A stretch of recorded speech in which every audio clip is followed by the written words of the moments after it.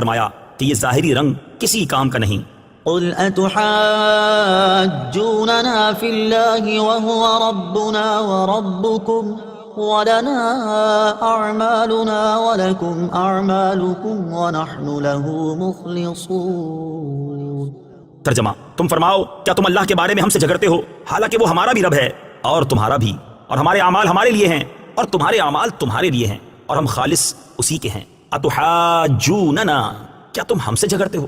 تفسیر صراط الجنان میں ہے یہودیوں نے مسلمانوں سے کہا کہ ہم پہلی کتاب والے ہیں، ہمارا قبلہ پرانا ہے، ہمارا دین قدیم ہے، انبیاء کرام علیہ الصلوۃ والسلام ہم میں سے ہوئے ہیں، لہٰذا اگر محمد مصطفیٰ صلی اللہ تعالی علیہ وآلہ وسلم نبی ہوتے تو ہم میں سے ہی ہوتے۔ اس پر یہ آیت مبارکہ نازل ہوئی اور نبی کریم صلی اللہ تعالی علیہ وسلم کے ذریعے ان سے فرمایا گیا کہ ہمارا اور تمہارا سب کا رب اللہ تعالیٰ ہے، اسے اختیار ہے کہ اپنے بندوں میں سے جسے چاہے نبی بنائے، عرب میں سے ہو یا دوسروں میں سے، وَنَحْنُ لَهُ مُخْلِصُونَ، اور ہم خالص اسی کے ہیں۔ تفسیر صراط الجنان میں ہے یعنی ہم کسی دوسرے کو اللہ تعالیٰ کے ساتھ شریک نہیں کرتے اور عبادت و طاعت خالص اسی کے لیے کرتے ہیں تو عزت کے مستحق ہیں۔ نیز خالص اللہ تعالیٰ کا وہی ہوتا ہے جو اس کے رسول صلی اللہ تعالیٰ علیہ وسلم کا ہو جائے، اور جو رسول کا ہو گیا وہ اللہ تعالیٰ کا ہو گیا۔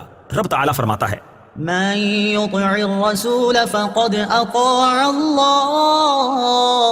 ترجمہ، جس نے رسول کی اطاعت کی اس نے اللہ کی اطاعت کی۔ اعلیٰ حضرت رحمۃ اللہ تعالیٰ علیہ فرماتے ہیں جو کہ اس در کا ہوا خلق خدا اس کی ہوئی، جو کہ اس در سے پھرا اللہ ہی سے پھر گیا۔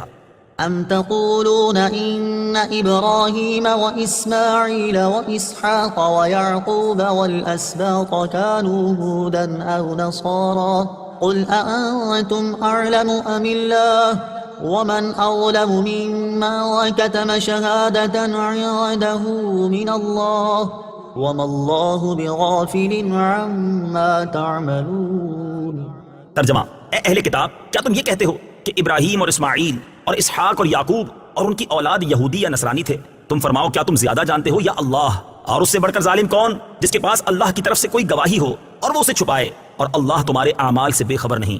ام تقولون، کیا تم کہتے ہو؟ تفسیر صراط الجنان میں ہے یہودی کہتے تھے حضرت ابراہیم علیہ الصلوۃ والسلام یہودی تھے اور عیسائی کہتے تھے کہ عیسائی تھے۔ ان کی تردید میں آیت اتری کہ یہودیت و عیسائیت تو ان کے بعد دنیا میں آئیں، وہ کیسے اس دین پر ہوئے؟ ومن اظلم ممن، اور اس سے بڑھ کر ظالم کون؟ تفسیر صراط الجنان میں ہے اللہ تعالیٰ کی گواہی کو چھپانے والا بڑا ظالم ہے، اور یہ یہودیوں کا حال ہے جنہوں نے اللہ تعالیٰ کی شہادتیں چھپائیں جو توریت شریف میں مذکور تھی کہ محمد مصطفیٰ صلی اللہ تعالی علیہ وسلم اس کے نبی ہیں اور ان کے یہ اوصاف ہیں، اور حضرت ابراہیم علیہ الصلوۃ والسلام مسلمان ہیں اور دین مقبول اسلام ہے نہ کہ یہودیت و نصرانیت۔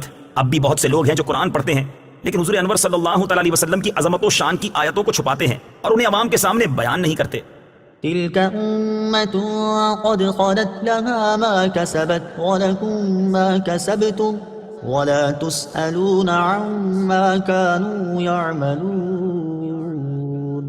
ترجمہ، وہ ایک امت ہے جو گزر چکی ہے، ان کے اعمال ان کے لیے ہیں اور تمہارے اعمال تمہارے لیے ہیں، اور تم سے ان کے کاموں کے بارے میں نہیں پوچھا جائے گا۔ تلک امتن، وہ ایک امت ہے۔